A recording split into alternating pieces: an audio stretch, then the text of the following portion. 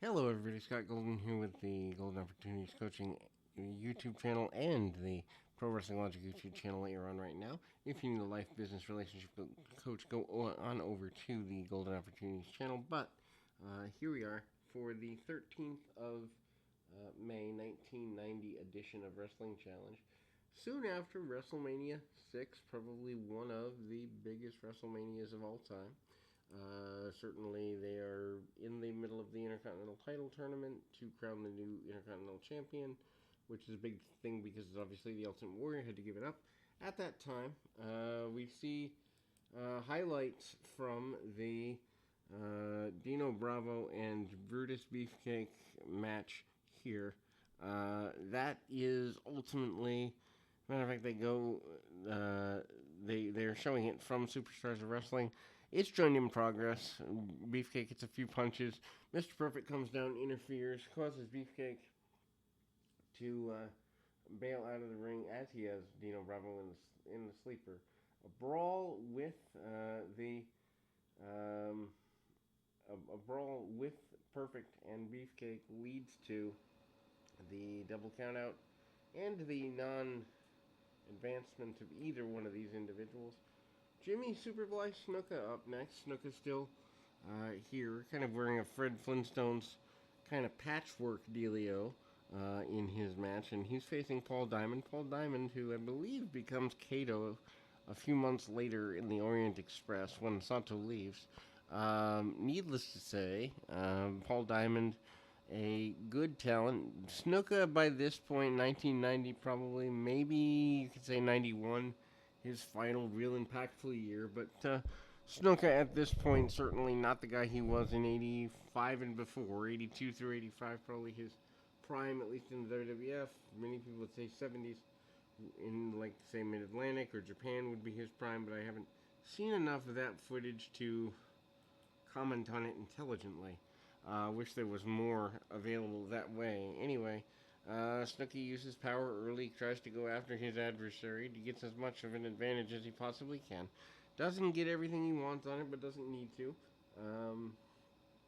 Snuka manages to get headlocked and shoved off again. A leapfrog by Snuka and another leapfrog, and couple of back chops by Snuka.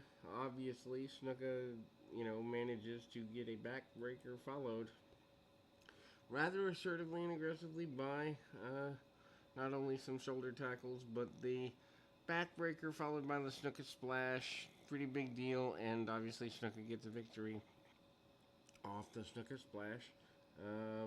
Snuka actually makes it to the final round of that Intercontinental title tournament in the weeks to come, which is kind of cool because, well, actually, no, he doesn't make it to the final round. My mistake. That's Tito Santana. For some reason, I get the two confused in this moment, probably because they used to tag team, at least have tag teamed a bit. Snuka, certainly a guy who, is unique in his approach to life, to say the very least. We see the update with Lord Alfred Hayes. Man, I miss him. Back when announcers could be that simple. Issues between the Bolsheviks are highlighted in this report. Basically, they're about to come to blows. There is a short promo where Boris and Nikolai are fighting over which language to speak. Boris wants Russian. Nikolai speaking Lithuanian. Obviously, the beginning of the babyface turn for Nikolai Volkov. Dale Wolf, otherwise known as Dusty Wolf, up next. Of course, can't be called Dusty anymore because Dusty Rhodes is in the area. The Genius, who is wearing a rather pronounced wig, post his hair trimmings at the hands of Brutus Beefcake. But the Genius is here, and it's pretty noticeable that he is still one of the better wrestlers in the area in terms of getting heat. If you listen to the crowd, Genius, obviously, Lanny Poffo, the brother of the Macho Man Randy Savage, Randy Poffo, and son of Angelo Poffo, the miser from the Kentucky area. And certainly, that wig is a pretty big deal. He's certainly playing up the gimmick, does a cartwheel and a couple other things, really basic stuff. Of course, he's been here since about 84, 85, and you know, takes his time with the, I guess you'd say, nature of attacking his opponent, for lack of a better term. Basic punches and the like.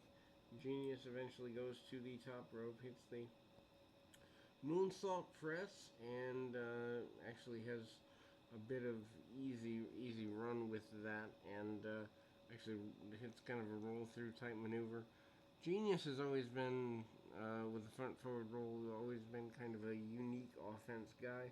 I believe stealing the basics of the gimmick from Ricky Starr. We go to the event center where they hype upcoming events, obviously. Randy Savage and Dusty Rhodes. Savage basically saying he's going to get rid of the common man once and for all. Sherry's going to get rid of Sapphire, and off they go. They're doing that tour around the country. This is hype for, I believe, a Nashville show or maybe a Boston show. Those are the two areas that I seem to be finding things from. The Bushwhackers in Rhythm and Blues up. Gonna end up fighting there. The challenge there is the attack with the guitars and the brawl at WrestleMania 6, the launch behind that. So a couple months later, they're pretty intense with each other. Rick the Model Martel up next here. And obviously Martel, a guy who wants to keep going as much as he can. Martel and Piper are adversaries in this Intercontinental title tournament. Piper is, the more I learn, the more I realize I enjoy his brawling, his interviews, but not so much his style, because it's primarily brawling, and I'm just not a brawling guy. I like the technical aspect of wrestling a little more. But speaking of brawling, that's what this match turns into. Martel gets an advantage with some punches, but they stand toe-to-toe fighting, win finally with a poke to the eye and other things. Piper gets an advantage there. Martel gets him down, but can't seem to keep him there. Misses a couple elbow drops and the like. Piper not taking a backward step, not willing to, and not wanting to. They brawl on the outside of the ring for a while, and I believe this ends up going to a double count out, as it were, so nothing gets too terribly settled. Piper does send his man into the steel post, which not exactly the best way to go about finishing things. Piper then takes the man back in, does some double chops to the throat, and some punches, sends Martel up and running. Piper pulls him back into the middle of the ring when Martel tries to run away. Martel, just about a little more than a year after the heel turn, so him getting his tail handed to him isn't that uncommon for this time period. Piper goes to the outside. They fight with Martel with his arrogance. Piper blocks the arrogant shot to the eyes with a chair, which is a unique offensive spot. The match finishes as a double count out, and nothing really gets settled between the two. Piper in the middle of the ring with the chair, rather frustrated that things are not going his way. Then we go to the event center once again, hyping the spring to summer shift, which includes but is not limited to Rick Rude as the main challenger for the World Championship. Red Rooster and Haku, Tito Santana in action, Coco Beware and the Genius, and the Rockers and Orient Express. All this at the Boston Garden Saturday night, June the 2nd. And then Savage and Rhodes and Sapphire and Sherry on top of those cards. Interesting. Also, Big Boss Man and the $1 Million Man and the Ultimate Warrior and Ravishing Rick Rude. WWF Championship match here. You get Rude. Heenan basically says he wants to get his hands on just about anybody. Marty Jannetty still wearing protective glasses like a blind person would wear weeks after getting salt in the eyes at WrestleMania, so that's a little weird that he's still wearing the glasses. Maybe he's hungover and was wearing the glasses because he was hungover on promo day. I don't really get why he'd wear it weeks later. Anyway, Demolition makes their way to the ring. They've kind of done the heel turn a little bit. Playboy Buddy Rose and a tag partner of his choice are here. Demolition are your tag team champions at this point, obviously. They do not lose those belts till SummerSlam 90. Smash and Rhodes go head up. Smash gets the better part of Rhodes. Hart Foundation wants the shot at the tag team championships, and we'll get it by the time we go to SummerSlam 90, which I don't know that the full turn with the Demolition has commenced yet. Tag off to Axe, and Axe comes in. Ricky Hunter is the tag team partner of Playboy Buddy Rose, which is rather interesting. Axe is only in for shorter periods of time. Around this time, Smash takes the majority of the match, which may indicate that this may be one of his final. Well, no, because Axe is around till sometime in the summer of 90, I believe. Actually, does take. I think he also does wrestle in Survivor Series 90 as well. So that is there. Demolition Decapitator is here as well, finishing things off. And again, a more basic thing. But you can see maybe Demolition getting a little more aggressive. Ted DiBiase comes out, says he's going to humiliate the boss man. No one humiliates him. Everyone has a price, including Gino and Virgil. Still at his side for another year. It's 1991 before they turn those two against each other. We go back to the ring with Coco Beware. Coco still coming off the win or the loss at WrestleMania 6. WrestleMania 6, of course, meeting Rick Martel. They do in another one of these episodes I'm prepping for y'all, they do a Rick Martel promo with Gene Okerlund where he wants to get even with Coco, Ware, and Frankie, but also teasing the eventual Jake Roberts feud that takes us into 1991. The idea that they're teasing it almost a year away, though, is kind of interesting.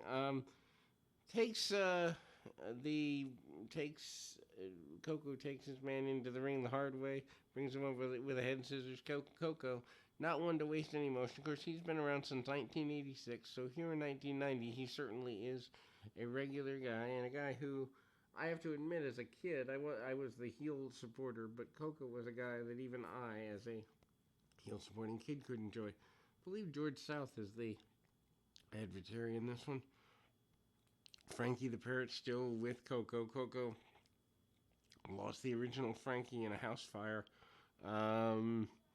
in I believe it was mid-2000s. But regardless, that kind of, is difficult.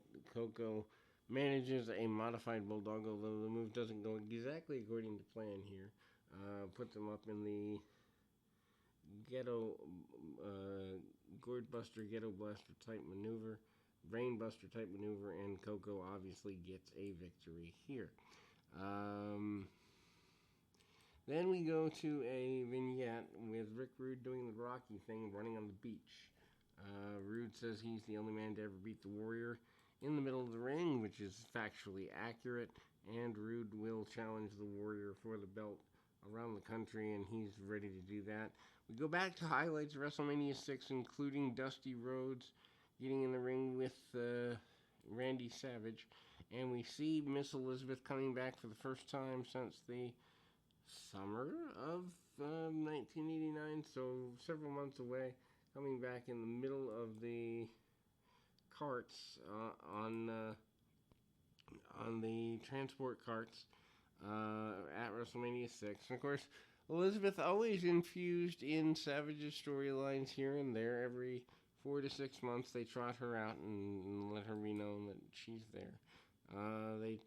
He still takes her on the road around.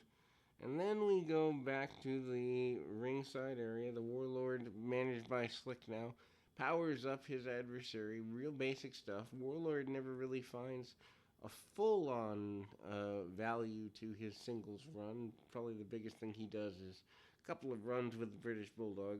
Nice flying tackle by the Warlord. I remember seeing him at an independent show. or tape of him in Independent Show in '94, and he looks just as well 3 or 4 years later that he does here. I mean, he stayed in phenomenal shape for years. Hanging Clothesline and the Slickster is happy, certainly with his investment. By this point, though, Rick Martel, who he had managed for about a year, no longer goes out there with Slick, so they've kind of separated that out. Modified power slam by the Warlord. Warlord continues his offensive assault, brings the man back up to his feet, gets the victory. Then we move to a Dino Bravo interview.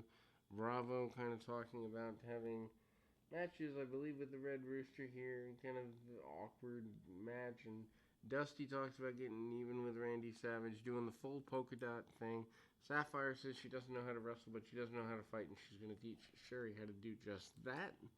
And that will close, or should close us for today. Again, that series of matches at the Worcester Centrum this Friday night, coming up in the better part of May. And we will close for this episode. Again, there's over 1,100 episodes for you to check out. Variety of things, certainly something for you to enjoy. A whole Mid-South section, a whole world-class section. Going to add to the Smoky Mountain and Mid-Atlantic Championship Wrestling section if you're listening to this. Close to when it publishes, Jim Crockett Jr., close to passing away from what I've heard Meltzer and others say, and certainly thoughts are with him, but they're saying it doesn't look good. His organs are shutting down, so thoughts with the Crockett family at this time. In any event, we'll be back with more right after this.